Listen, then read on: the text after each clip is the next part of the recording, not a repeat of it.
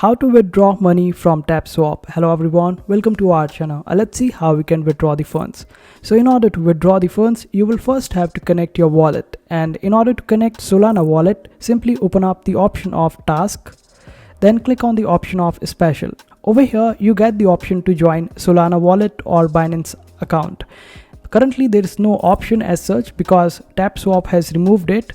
It might give you that particular option again, so make sure that you check it out on daily basis in order to join it up. Otherwise, you won't be able to withdraw your funds. And the other way to connect a wallet or the Ton wallet on TapSwap, you have to click on this option of boost.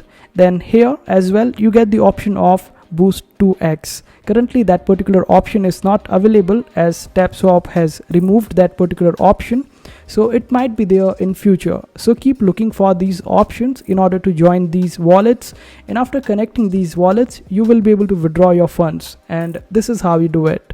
I hope this video was helpful. Make sure to hit that like button and also subscribe to our channel for more helpful videos.